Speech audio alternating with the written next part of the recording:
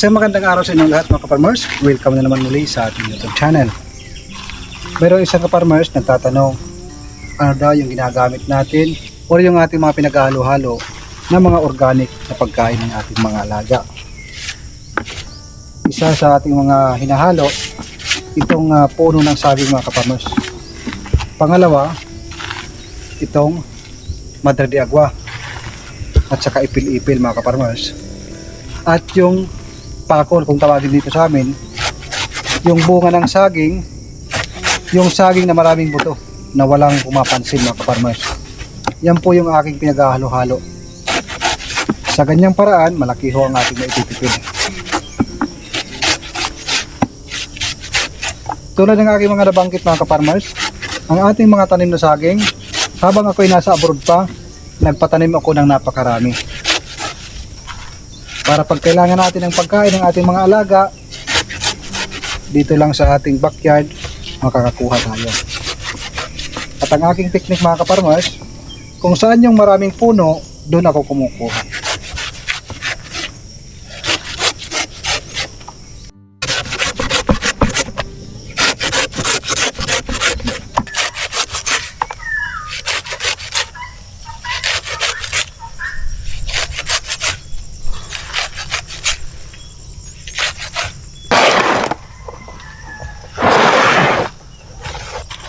Ito yung ating halo-halo na semi-organic na pagkain ng ating mga alaga mga farmers.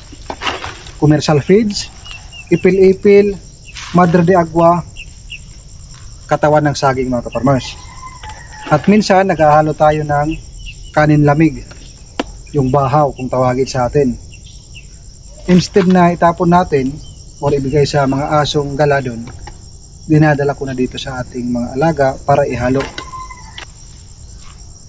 At pag mayroon tayong mga ganito, eggshell mga ka-farmers, yan po ay hinahalo para maging maganda ang eggshell ng ating mga manok na nangingitlog. Nakakatulong yan para madagdagan ang kanilang calcium. Pwede nating dikdikin, pwedeng i-blend, pero mabilisan, kinakain naman nila, sasabay na natin sa paggusot dito.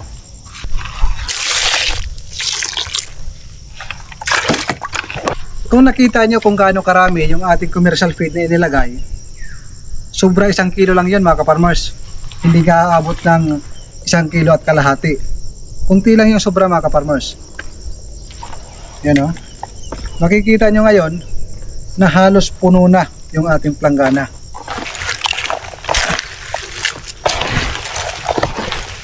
Sa ganitong paraan mga ka-farmers, napakalaking tipid, napakalaking tulong. Proven and tested ko na yan.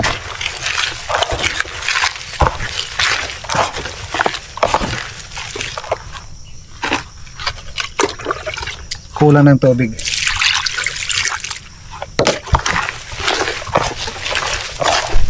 Sa mga ka-farmers natin nagko-comment,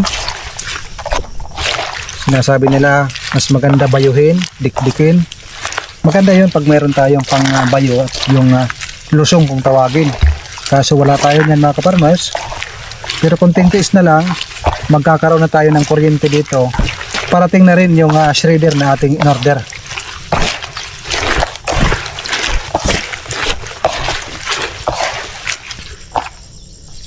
Pero kahit di natin dikdikin mga ka-farmers, di natin bayuhin, walang natitira. Talagang ubos ito mga ka-farmers. Kinakain nila lahat. Sa dami ng ating mga alaga, ang nauubos na commercial feeds na binibigay natin is nasa 2 kilo at kalahati lang. Dahil sa ginagawa natin na paghahalo ng organic.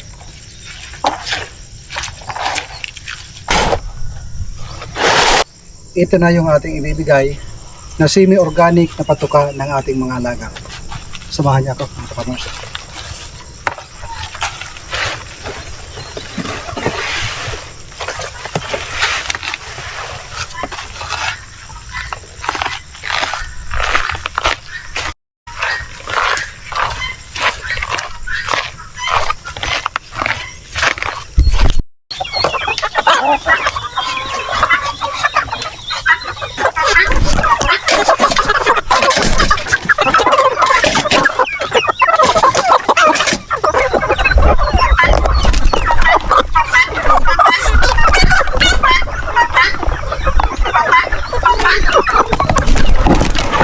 Okay, karabula.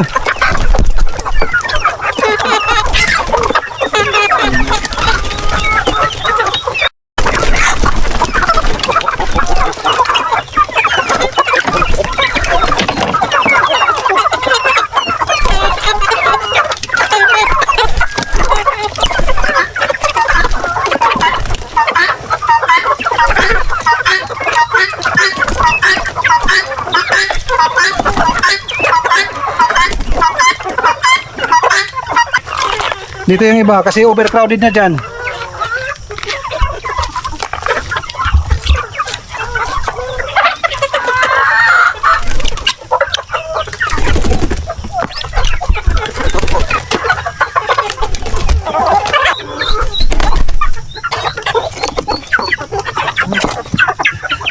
Sarap na muna dito sa probinsya, mga farmers.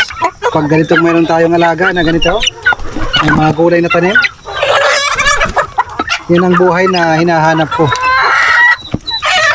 Doon ko yan na-realize nang ako ho ay magtrabaho sa city at makapag-abroad ng 8 years. Doon ko naranasan ang hirap ng buhay at nasabi ko sa sarili ko, mas masarap pala sa Pilipinas at sa probinsya. Take note lang mga farmers. Basta't madiskarte ka lang. Yung ka lang katamad-tamad sa Pilipinas.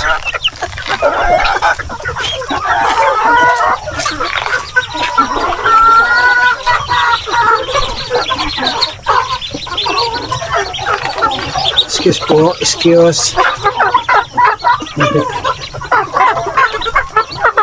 Para sa ating mga kaparmers na hindi pa nakakaalam, ang iyong mga itik na nakikita, ito ho ay mga lalaki lahat.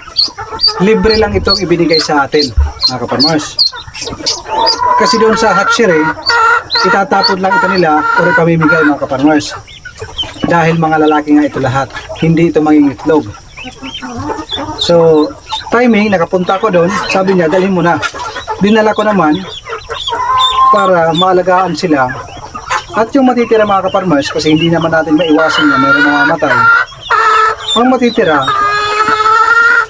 yun ang ating kakatayin. Fried itik, adobo, o kung ano-ano naluto mga kaparmers. Sa totoo lang, wala pa akong plano bumili ng itik mga kaparmers. Kasi kung bibili tayo ng itik, kailangan planado. So itong lahat ay libre lang. Sa mga nagko-comment, mga basher natin na bakit na namamatay, bakit dyan lang inilagay. Actually, wala pa itong lugar sila. Ibinigay sa atin, itinanggap ko naman. Mahirap naman tumanggi sa grasya mga kaparmers. Hindi naman sila mahirap pakainin. Makakatulong na nito kung mabubuhay sila. Pagdating ng 3 months, meron tayong makakatay. Kung magpapatrabaho tayo sa ating triangle house, meron tayong pang-ulam, pwedeng pang-pulutan mga kaparmers, di ba? Kaya para sa ating mga basher, maraming salamat sa inyo. Hindi na ako magre-reply ng masama sa inyo. Ang masasabi ko na lang, salamat. God bless po sa inyo. At sa ating mga nagko-comment naman ng mga positive, ako po ay taos pusong nagpapasalamat sa inyo. God bless po sa inyo at sa mga mahal sa buhay.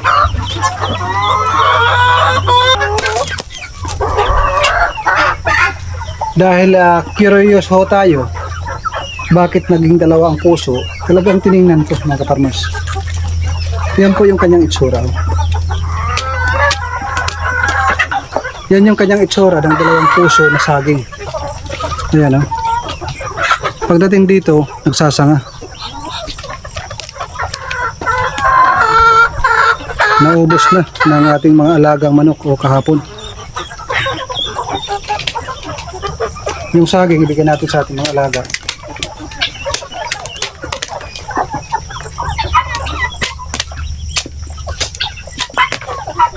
Kahapon mga kaparmers, hindi ako makapaniwala. Meron palang saging na dalawa ang puso. Ayan, para makita natin ng maayos.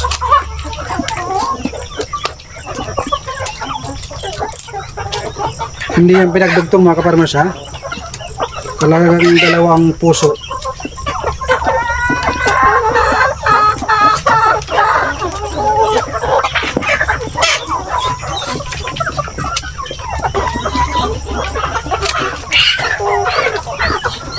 Meron ang isang kaparmers nag-comment, sabi niya swerte daw to.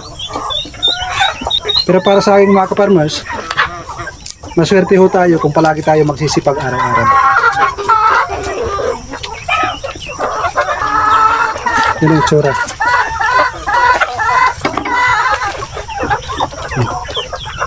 Ganyan ho yung itsura. Galing doon. Isang bunga ng saging, 2 puso.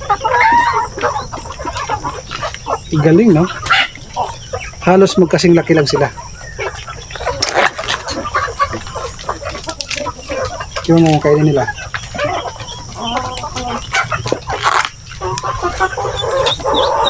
Ito yung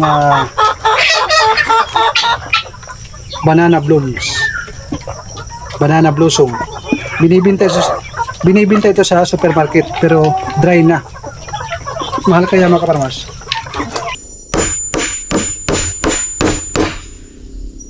Matatapos na yung aming kulungan ng aming babuyan mga ka-farmers.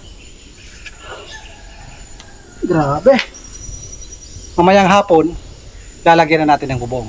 Ang kasunod nito, paglalagay ng poste para sa ating pagkabit ng kuryente. Pag uwi namin mamaya, yung lunch namin, pagbalik namin, dala na yung bubong nito.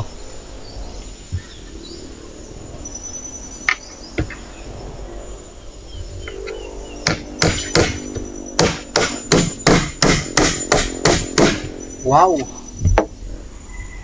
Diba? Simpleng babuyan lang ito mga ka-farmers. Soon, makikita nyo pag dumami na yung ating mga alaga. Ito yung ating ibabaw mga ka-farmers. Itong mga poste na ito, 3. Pa-straight doon. Kaso, umuulan na. Tali na natin ito. Itong straw na ito, ito yung magsisilbing panglinya doon sa another na poste na ating pupuntahan, ating tutusukan.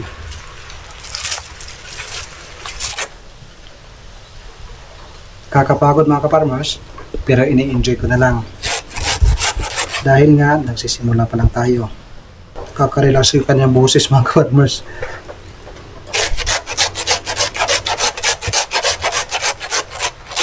Grabe ang tubig, yung dami. Alas 12 na mga ka-farmers. Uwi muna kami. Mamaya pagbalik namin, maglalagay na kami ng poste. Kanina, nagli-layout kami, biglang buhos ng ulan. Ngayon, tumigil na. Siguro naman mamayang hapon hindi na uulan. Yan yung ating ipagpapatuloy, yung paglalagay ng poste. Bubuhusan natin dyan sa puno. Kailangan muna namin mag-charge kung makakalam na yung aming charge. So paano mga ka-farmers, hanggang dito na lang muna. Para sa ating mga ka-farmers na nanonood, nandito ka man sa Pilipinas o nasa labas ng bansa, God bless po sa inyo at mabuhay po kayo.